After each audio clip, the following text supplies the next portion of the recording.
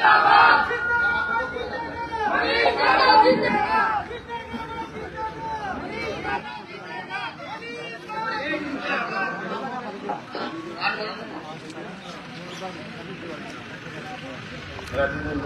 जी, एक मिनट राजेश जी, गुरु जी आओ देगा।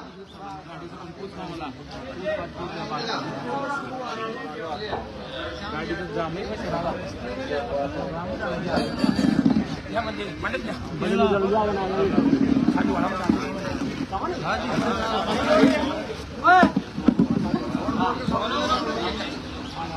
आज की राजनीति के सितारे मनीष जी यादव का मैं इस कॉलोनी की तरफ से हार्दिक अभिनंदन करता हूं। जैसा कि इनकी राजनीतिक छवि रही है, जाति समाज से ऊपर उठकर सर्व समाज को अपना समाज मानते हुए इन्होंने पिछले 14 साल से जो जन सेवा की है वो अविस्मरणीय है। केवल हम मनीष जी के व्यक्तिगत छवि को देखते हुए हम जो भी लोग हैं अपने मत एवं समर्थन से इनको विश्वास दिलाते हैं।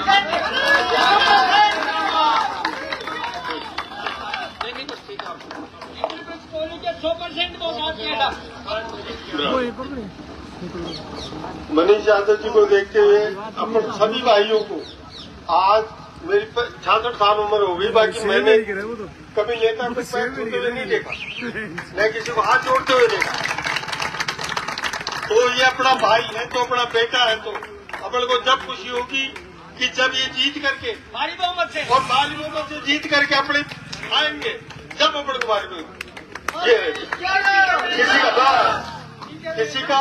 किसी का बच्चा अगर आईएएस अफसर बनता है तो उसको कितनी खुशी होती है, मोहल्ले में कितनी खुशी होती है। तो ये विधायक बन करके और अपने सामने आएंगे तो अपने को क्या खुशी होगी। आज क्या माहौल बना हुआ है, बच्चे औरतें सब यहाँ इकट्ठे हुए हैं। आज तक आपने ऐसा नहीं देखा होगा, जहां तक मेरा अंदाज। तो अपने भाई को साथ देकर के, समर्थन देकर के और अपन को भारी बहुमत से विजय करना। मनीष यादव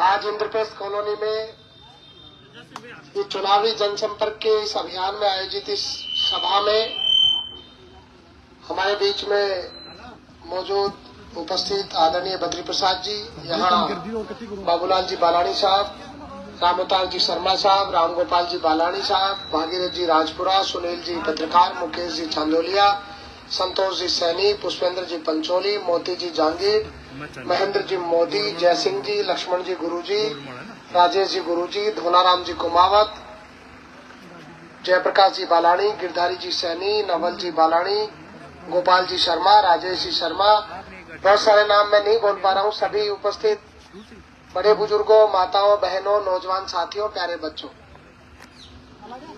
आज आपने इंद्रप्रस्थ कॉलोनी में मुझे आशीर्वाद दिया है।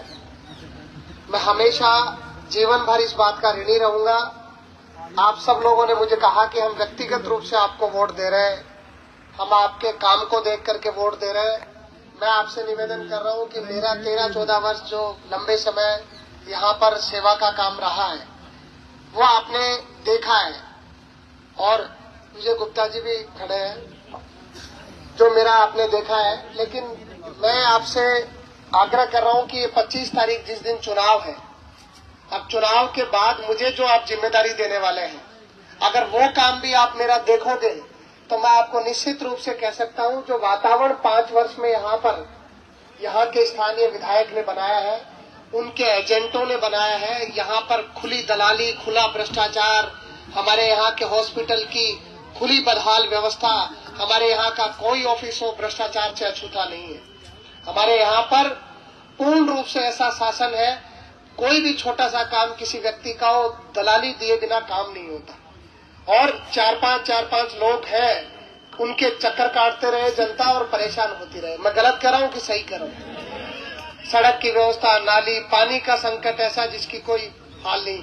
आप सड़कें देखो, नगर पालिका में इतना रेवेन्यू रहता है, सड़कें देखो क्या बदहाल स्थिति हो रखी है। तो मैं मानता हूँ कि जिस नगर पालिका ने पिछली बार यहाँ के विधायक को मौका दिया, यहाँ के विधायक को जिता करके उसको विधानसभा में जाने का अवसर दिया, आज उस विधायक ने पूरे 5 वर्ष में कौन सा काम किया?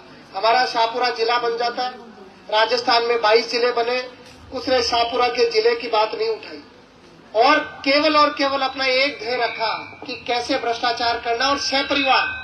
मैं तो खुले रूप से कहना चाह रहा हूँ, हम लोग दबी जबान में कहते हैं कि विधायक की पत्नी दलाली करती है और मैं खुलेआम कहता हूँ कि उसकी पत्नी दलाली करती है। सबको पता है, सबको पता है, बच्चे बच्चे को पता है। उनके एजेंट उन्होंने लगा रखे हैं और आज वो इतने परेशान है। कोरोना जैसी महामारी में कहाँ चले गए थे? आज हारी बीमारी दुख तकलीफ कैसी तकलीफ होती है लोग याद करते हैं। आप ईमानदारी से बताओ, आपने या तो सुना होगा या आपने कभी काम में लिया होगा। मेरे को कभी आपने याद किया, किसी ने भी याद किया है तो मैंने उसकी मदद करने का काम किया है, मैंने मदद करने का काम किया है। और मैं आपसे निवेदन कर रहा हूँ, आज चुनाव है, चुनाव आज 14 तारीख हो गई, 25 को, आज 10-11 दिन चुनाव को है, 11वें दिन तो चुनाव है। आज ये चुनाव में इतने परेशान है, इतनी बौखलाहट में है इनके कार्यकर्ता, इनके एजेंट। आम जनता नहीं है, आम जनता को इनसे कोई वास्ता नहीं है। ये दुखी है, परेशान है कि ये सत्ता हमारे हाथ से नहीं चली जाए। कल लेट का बास में मेरा कार्यक्रम था, हमारे वहां पर जो कार्यकर्ता थे हमारे, वो भले ही अनुसूचित जाति के हो, प्रजापत समाज के हो, जो कार्यक्रम करना चाह रहे थे उनको वहां पर उन्होंने बदतमीजी करी, उनको पीटा है। कल इनके एजेंटों ने, वह शराब पी करके गए इनके एजेंट लेट का बास में और उन्होंने उनसे बदतमीजी करी। मैं आपको ये बताना चाह रहा हूँ कि ये ऐसा माहौल बनाने की कोशिश कर रहे हैं, इस सौहार्द को बिगाड़ने की कोशिश कर रहे हैं। लेकिन हमारे यहाँ की 36 कौम जो है उसने मानस बना लिया है ना मानस। और ये मानस परिवर्तन का है, डरने से काम नहीं चलता। ऐसे लोगों के सामने मजबूती से खड़े होकर के ये लोग कुछ भी षड्यंत्र कर सकते हैं, कुछ भी करेंगे, क्योंकि इनका काम षड्यंत्र से चल सकता है। इनको पता है कि जनभावना इनके अनुकूल नहीं है। अब इन लोगों को जनता ने नकार दिया। आप बताओ, बड़े बुजुर्ग यहाँ पर बैठे हैं जिनका अपना राजनीतिक अनुभव है। कमला जी को, आदरणीय कमला जी को कांग्रेस ने क्या नहीं दिया? कांग्रेस ने क्या नहीं दिया उनको? कांग्रेस ने कार्यकर्ता से लेकर के राजस्थान का उप मुख्यमंत्री तक उनको बनाया, राज्यपाल तक रही, सब कुछ दिया। लेकिन एक बार कांग्रेस ने टिकट नहीं दिया, कांग्रेस के सामने खड़े हो गए। 5 साल राज की मलाई खा ली और उसके बाद फिर कांग्रेस के सामने खड़े हो गए। ये लोग जब अपनी माँ पार्टी होती है उसके सगे नहीं, जिसको जीवन में 70 साल तक इनको देने का काम किया है, तो ये जनता के सगे हो सकते हैं क्या? मैं ये कह रहा हूँ, मैं बहुत खुला आदमी हूँ। मेरे को कोई आदमी पार्टी विचार इससे ऊपर उठ करके भी कभी याद करता है तो मैं कभी किसी को मना नहीं करता, मैं उसके लिए भी उतना ही खड़ा रहता हूँ। जरूरतमंद व्यक्ति की कोई पार्टी पॉलिटिक्स नहीं होती, जरूरतमंद व्यक्ति है उसकी मदद करो, ये मेरा दायित्व है। आज जब ये वातावरण बन गया है तो आज ये जो आवाज थी, ये जो जनता की आवाज थी, शायद वो आप दिल्ली तक या आलाकमान तक, कांग्रेस तक पहुंची, तब जाकर के मेरे जैसे सामान्य, मेरे पिताजी सेवानिवृत्त अध्यापक है, मैं कोई उप मुख्यमंत्री किसी विधायक का बेटा नहीं हूँ। मैं एक सामान्य गांव के स्कूल में पढ़ा हूँ, गांव के स्कूल से विश्वविद्यालय में गया हूँ, जिस विश्वविद्यालय जो राजस्थान का सबसे बड़ा विश्वविद्यालय है उसका छात्र संघ का अध्यक्ष रहा हूँ। मैंने वहां पर नौजवानों के लिए काम किया है और लंबे समय से आपके बीच में काम कर रहा हूँ।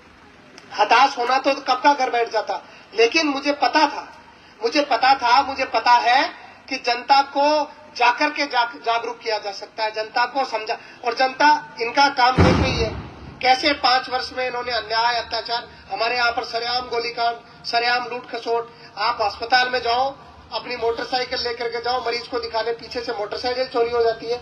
इस हॉस्पिटल में आज तक सैकड़ों मोटरसाइकिल चोरी हो गई। ऐसी बदहाल व्यवस्था है, किसी की जेबें कट रही है, कोई हमारी माता बहनों की किसी की चैन टूट रही है। हो रहा है कि नहीं हो रहा? आपको बदलना है, मजबूती से बदलना है, ताकत से बदलना है, और मन बना करके अपने जितनी रिश्तेदारी है, जितना लंबा चौड़ा क्षेत्र है, सब जगह जाकर के। पिछली बार तो आपने कह दिया कि ये बेचारा है, अब उस बेचारे का काम देख लिया ना, बेचारे का और बिचारी का, दोनों का देख लिया, दोनों का सहपरिवार देख लिया। अब ये तो मैं तो 2 चुनाव, माताजी मैं 2 चुनाव हारे, अब तीसरो चुनाव जब थे, मेहरबानी राख जो, अब सब आप मेहरबानी रखना, सब आप मेहरबानी रखना। हाँ, बंदरों की समस्या बहुत बड़ी है, बंदरों की समस्या बहुत बड़ी है। मैं ये भी आपको कह रहा हूँ, आश्वस्त कर रहा हूँ, पानी की हो, इस प्रकार की समस्या बंदरों की हो, हम निश्चित रूप से कोई रास्ता ढूंढेंगे और इनसे निजात दिलाने का काम करेंगे, पक्का करेंगे, गारंटेड करेंगे। लेकिन अब आप सब दोनों हाथ खड़े करके कह दो कि आप पूरी जी जान से, ताकत से आशीर्वाद दोगे। पीछे रुको तो सही, तो मैं पहले ये कर लूं। आप दोनों हाथ खड़े करके आशीर्वाद देंगे सब लोग मजबूती से। 10 दिन है, लोगों का भी दायित्व बनता है और ईमानदारी से कह रहा हूं आपको, जनमानस, गांव चले जाओ, मोहल्ले चले जाओ, ढाणी चले जाओ, कस्बा चले जाओ, घर घर चले जाओ, बहुत बड़ा बदलाव होगा, बहुत ऐतिहासिक बदलाव होगा। आप कह रहे हो 100% कॉलोनी आपके पक्ष में जाएगी, तो बड़ा बदलाव है कि नहीं है? तो सब जगह ऐसा ही माहौल है। बहुत बहुत धन्यवाद। जय हिंद, जय भारत, राम राम। सब आप सबको को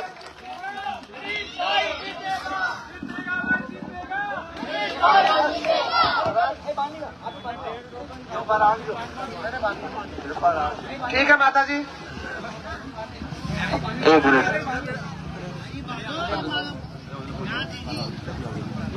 अब बोल दे अब्दुल बाबू। शादी के कार्यक्रम के बाद मनीष जी 1 मिनट के लिए थोड़ा सा पीछे आएंगे। एक छोटा सा कार्यक्रम बच्चों ने रखा है, तो उसका भी थोड़ा सा अरे बोल।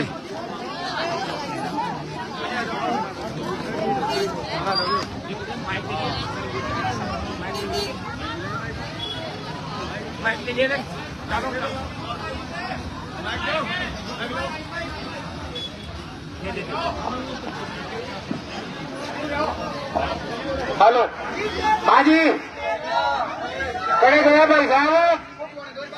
हाँ जी, तो बोल पड़ा, खड़े गया। अजी वो बोलना,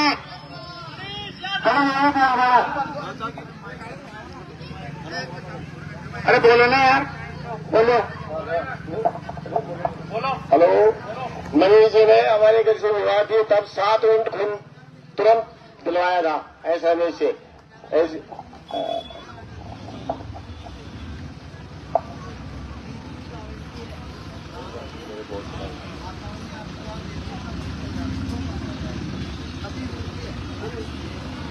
हमारा नेता कैसे है?